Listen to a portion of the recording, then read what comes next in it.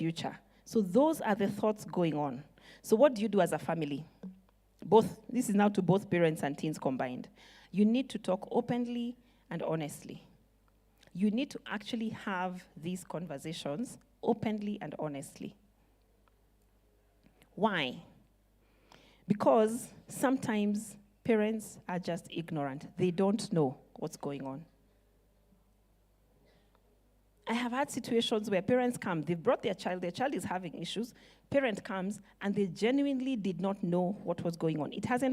They are also in a bubble. It hasn't occurred to them that their child could actually be struggling. Why? They take them to church. They go with them to church every day. They are in Christian schools, right? They only hang out with family members who they know. So why would they be struggling? Why would they be suffering? Why would they be having any mental health issues? When you're not talking openly and honestly, you will not discover that there's a relative who has actually taken advantage of your son or daughter in that space.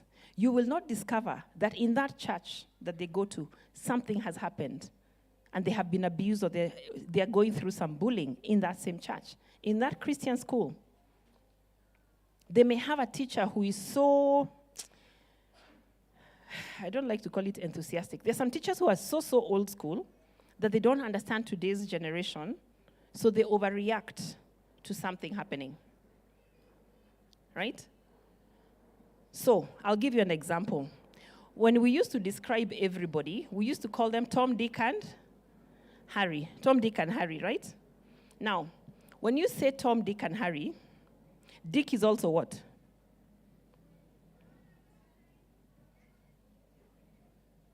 Okay, am I allowed to go there in church? It's a body part, also known as a penis. Now, an over-enthusiastic female teacher hearing young men joking about dick will actually cause problems, right? But dick is also the name of one of the famous 5 characters. It could be coming from anywhere. Seek first to understand. Talk openly and honestly. Don't be ignorant about some of the things going on. Right? The other thing that we do out of ignorance, you receive a WhatsApp that says, this is what your children mean when they're texting. Then you take the thing and you start studying, you circulate it across all WhatsApp, you confiscate your children's phones to see whether they have used any of those emojis. You watch adolescents and you decide, let me see your phone. Right? Because you never know what's going on. When you're ignorant, when you don't know something, don't react from that space. Seek to know, seek to understand. The other thing that makes us not have these open and honest conversations is guilt. Sometimes we know that we have caused the challenges. We know that it's us as parents, right? There's many things I know that I ignored because I didn't want to deal with it. I knew it was my fault, but I didn't want to address it at that point in time. But it came back to bite me in different ways, right? When we know we have caused the challenge, then we avoid to have open and honest conversations. And I'm saying this goes both ways. There are times parents have done everything that there is to be done and they've done a good thing, and then the teenager goes and does something wrong. So they don't want to talk about it because they know that it's them who has done something wrong. So yes, I know there's young people in the room. Sometimes even you will avoid the conversation because of what you have done as a young person. So the guilt. Then the other one is shame. Shame is when we think about image more than the relationship. How are you making me look? What do you think people are going to say? That thing of image brings about shame. Shame brings social anxiety. Another issue I had was a girl who was having serious social anxiety, and when we tried to get to the bottom of things, the question was, how did she get there? And we dug deep a bit, and then got to the point where she thinks she's better than her friends. So she shows up as her Royal Highness, expecting people to bow at her feet. Then she gets rejected. She gets rejected, starts having social anxiety. Where did that come from? Her parents consistently telling her, you are better than them. Now, that could be a statement that's trying to show them that, they need to think highly of themselves. But no, sometimes it can backfire and then bring about shame. How are you making me look? How are you making us look as a family? So the other thing you can do as families, so I've said you need to talk honestly and openly as a family. The other thing you need to do is show empathy.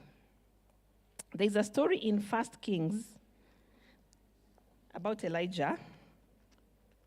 Elijah had gone and performed serious exploits for the Lord. 1 Kings 19, from 1 to 14. And Ahab told Jezebel all that Elijah had done, and also how he had executed all the prophets with the sword. He had done mighty things.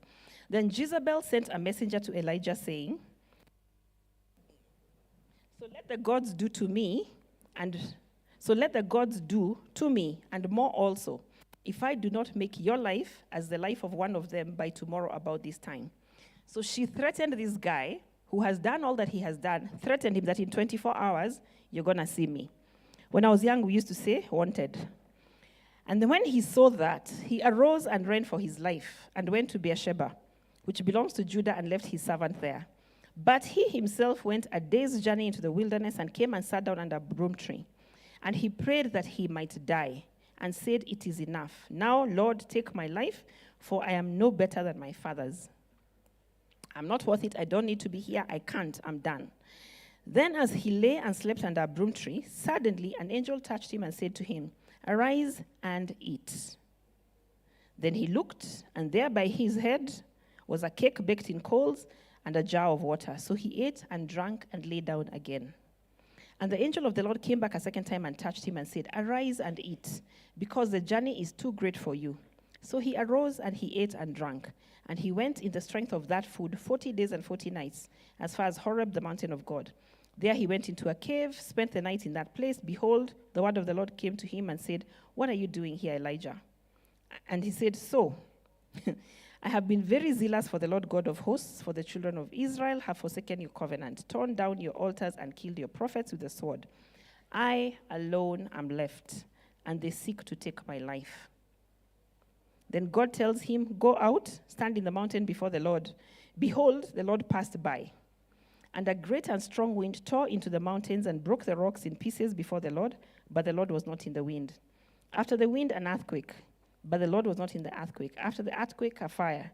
The Lord was not in the fire. And after the fire, a still small voice. So it was when Elijah heard it that he wrapped his face in the mantle and went out and stood in the entrance of the cave. Suddenly a voice came to him and said, What are you doing here, Elijah? He repeated the same thing. I have been zealous for the Lord God of hosts, because the children of Israel have forsaken your covenant, torn down your altars, and killed your prophets with the sword. I alone am left, and they seek to take my life. Here's a guy who had done seriously major things. A woman comes and threatens him, and he runs for his life, and actually even asks God to kill him.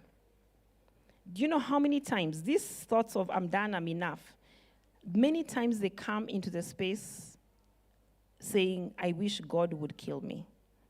I wish I had died instead of so and so. But here's the first thing that happened when Elijah was depressed, down on his luck, wishing to die. He was fed. He was fed.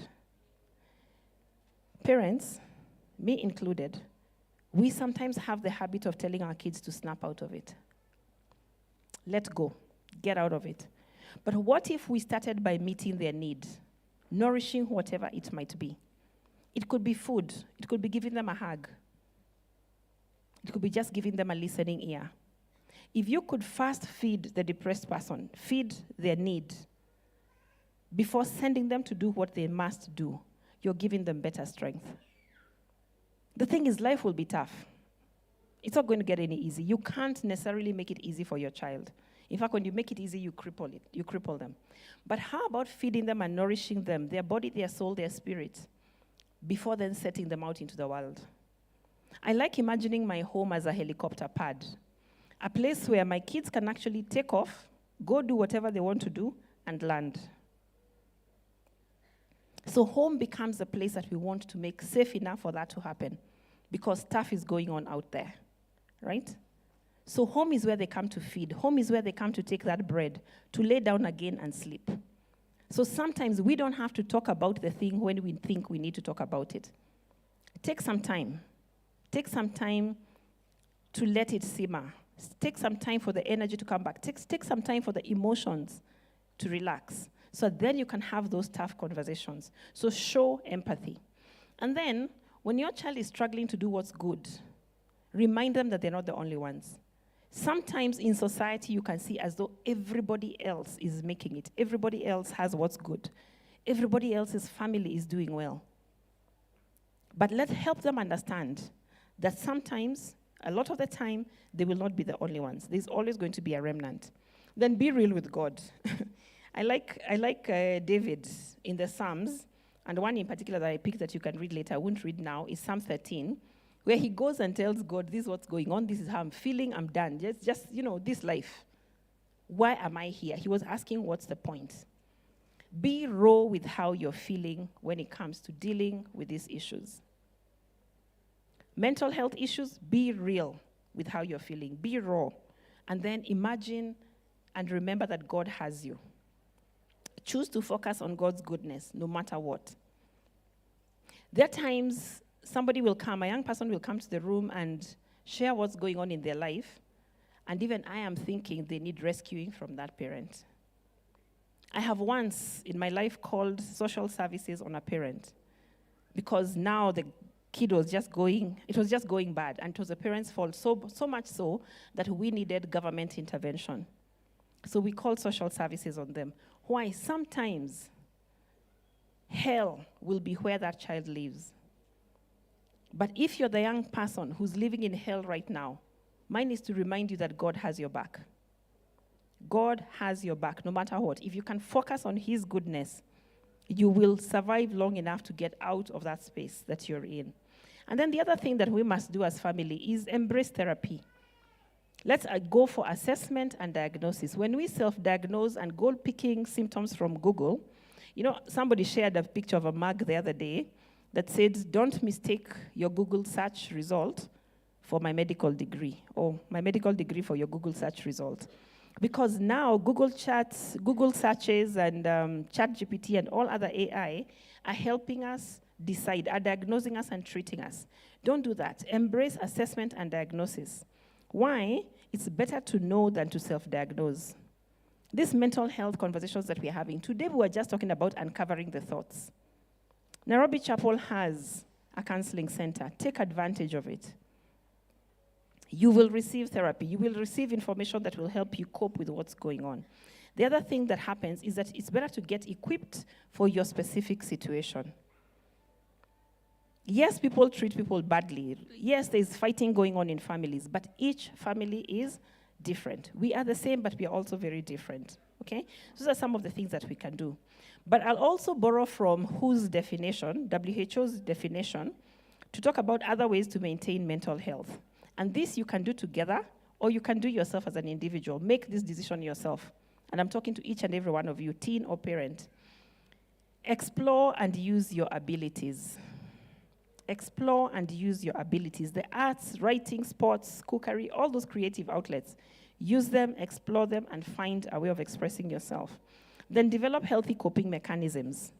You need to be able to cope with what it is that you're doing, what it is that you're living, the things that you're going through. So does it take you walking? Does it take you learning how to breathe? Connecting with other people, journaling? I'm the kind of person who wants isolation. So for me, I need a cave. I have to isolate. But in my household, we are half-half. Half of us prefer to be out there. So sometimes, I know that for the mental wellness of my daughter, she needs to be out partying. And so I let that happen. I let her connect with other people because it helps. Then give and contribute to other people. There's power in volunteering. There's power in actually looking outside of yourself. Not because you're going to look at that other person and say they're worse off than me, but because you will start exercising empathy and other skills that help you connect with other human beings. Then set goals and work towards them, and not just academic. Again, young people have not learned how to set goals that are outside of academia. But projects give life significance. When you're building something, working on something, investing in something, that helps life get some significance. So those are some of the things that you can do. All right? So I'm hoping that this will actually help you connect with each other, understand each other, and understand where you're coming from. There are some questions that came. When I was told that I'll be doing this session, I asked whether there would be any questions. And there are some that I came, and I'm going to highlight two of them. The first one is, can somebody be suicidal without being depressed? Can somebody be suicidal without being depressed? And the answer is yes. One time in therapy, we talked with this girl, and we were having conversations about drug use, abuse, and all that stuff. And she went out, then comes back and tells me, not every suicide is a suicide. Not every death is a suicide. Because what she had done, she had taken some drugs in one party, then gone to another one, taken some more. It reacted a certain way. She started having certain ideation, and she was on the 4th floor of a building and decided she wants to swim. So she could see the pool, and the pool was here. So her visual perception was altered by whatever she had taken, and the distance closed. So she decided, okay, she removed her shoes, she removed her jacket, and she wanted to jump. Then somebody asked her, what are you doing? She says, I'm just going for a swim. And she was asked from the 4th floor. She wasn't suicidal, but she would have died, and we would have all said she committed suicide, or she died by suicide. That's not what it was. So sometimes we can have suicide coming up, or suicidal ideation coming up, without depression, and this is clinically diagnosed depression, right? So what happens? Relationship changes. Our teenagers are feeling deeply and feeling hard, feeling, kabisa. So when a breakup happens, that can lead somebody to feeling suicidal. Financial hardships. Financial hardships will even come from gambling. Young people are gambling a lot. Well, even parents are gambling. We are starting to get more seriously into gambling addiction therapy because of the gambling that's going on right now. And when people make losses, financial losses, they may end up being suicidal. They were not depressed, but financial losses tanks them and they go down. Trauma, losing close friends. Friends are dying. There's a lot of physical and sexual abuse happening amongst young people. That can cause somebody to get to the brink of feeling like they need to die by suicide. Then bullying, there's a lot of bullying happening. Social isolation. When you're all alone in school, or when you don't have anybody else around you, that can bring out the suicidal ideation. And then, of course, there's mental illnesses. This particular session was not about the mental illnesses. It was about uncovering the thoughts, understanding what's going on in the mind when all of these things are happening, when we are seeing these things. But there are mental illnesses that will cause somebody to be suicidal without necessarily having depression itself. That's bipolar, borderline personality disorder, PTSD. Things like those affect young people. So then what do? You choose to do something to prevent getting to this point. Imagine build a social network. I had our service host say that go for camp. Connect with people at camp. There's communities that will help you build a social network. Hang out with guys your age, hang out with people who connect with you and do similar things together. It's so important to have that connection. And then when it comes to things like relationships, I like saying you need to socialize before you specialize. Socialize. Get to know a few people before you specialize on one. Because when you specialize on one, you face problems too soon. When you socialize, you see a variety of problems across the relationship. So don't rush into having a boyfriend or a girlfriend, into dating. Relax. Build the network first. So if you're choosing the creme de la creme from the whole lot, right? Then avoid greed or get-rich-quick schemes.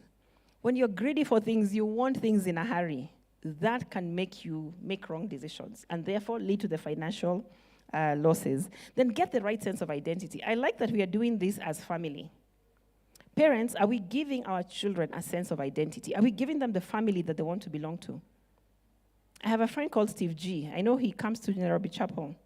And he had this thing of taking the family name and making an acronym with the values that they uphold as a family. I found that so cool, but I got to discover it when my children didn't care about such things, so it never got done. But if you can, what identity can you give your children? What identity can you hold as a family that gives them that security, right? Then also understand the effect of drug use and abuse. When I was young, my mom used to have talks like this in church. And because I have kind of like described the kind of kid I was, she used to put me in the room to argue against her. All of you guys today have just looked at me quietly. But she used to plant me in the room to cause chaos. It was a healthy way of managing my energy. And one time we were talking about drugs, and I decided that I'm curious about how these things work. And because she had talked about it, she mentioned Valium. I had a sister who was taking Valium because of a health issue she had. I went and took the capsule and swallowed. The things that happened in my head, that was enough to keep me off drugs for life, right? I'm not saying go experiment what you discover. I'm saying understand that drugs can do things to your head, right? The chemical imbalance that happens, seek to understand that so that then you're behaving, you're respecting them, you respect them. Drugs have another power. Then, of course, get professional help. You will need to get professional help to survive through these times. Somebody else asked, what's the best way to support people with anxiety or depression? Do these things and help them do these things. Number one, eat. Eat well. Food is good. Not crisps and soda, not chips and soda and highly processed foods, because those ones now mess up with that chemical imbalance I'm talking about. Then sleep. Imagine sleep is necessary. And the hours before midnight have more quality than the hours after midnight. So try and be asleep before midnight. Young people don't like hearing me say that. But try and sleep before midnight, up until 6 o'clock, somewhere thereabouts. Because sleep is necessary. Sleep helps you rejuvenate your body. Sleep will heal you, will help with emotional regulation, right? So sleep. It's important. Even the Bible says to his beloved, he giveth sleep, right? Exercise. Let's get our bodies moving. This thing of waking up, sit in the car, sit for breakfast, sit in the car, sit in class or sit in the office, sit when going back home, sit to watch TV, then sleep, is causing a lot of chaos in our body. So your body and your psychology, we're talking about mental health, they need movement because endorphins, the feel-good hormones go up. Cortisol, which is a stress hormone, goes down when you actually move, right? And then there's the brain forms new neurons. You know, our bodies work with the brain connecting, the neurons in the brain connecting. New neurons are formed when we exercise. So it's good for your brain health also. You will grow a good head. Then reduce stress. We are having these conversations so that we hopefully get to a place as families that we can actually reduce the stress that's going on. And I'm hoping that the tips I've shared today will actually help significantly reduce the stress that's happening in our homes. All right? Mbarikiwe.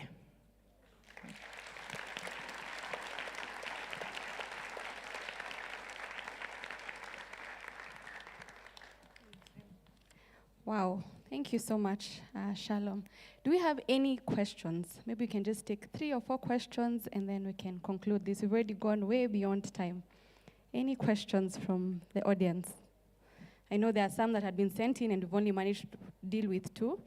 The rest, I think, need professional help. We didn't get into nitty-gritties because what can happen is that we can start diagnosing people here, which is not very helpful. So again, let me make this announcement. We have a free counseling center in Nairobi Chapel. So don't feel pressure that you've been told all these things, you don't know where to start, you don't know what to do. I don't know if the poster is up, but if you're interested in going through therapy or just talking to somebody, sometimes you just need to talk to someone. I talk to someone, and I don't think I have many issues wrong with me. Sometimes prevention is the best thing. So if you're just looking for somebody to talk to, being able to break through some of the things you're feeling, some of the things you're trying to figure out, then that space is available to us. We have the registration desk at the back. You can register and we can send you details on how to get into that space. Parents, are you feeling overwhelmed? Are you feeling overwhelmed? Some of you just look like, what? Let's just go eat lunch already. It's not even lunchtime, but you're ready to eat. Let me say this. Parenting is not easy. I have 2 very small children who I'm really writing notes right now so that I try to do this well. But the reality of it is that you will make mistakes. It's not, they don't come with a manual, unfortunately. You're figuring this out as you go. And this is why we have sessions like this, where you can be able to get other people sharing their experiences, sharing their wisdom, so that whatever it is that you're struggling with right now, you know that you're not alone, that we can help you get through it. So one of the resources that we have here at Nairobi Chapel is that we have parenting teen classes. And we have amazing facilitators who have parented teens, are parenting teens. Some have older kids and some have younger kids. And they can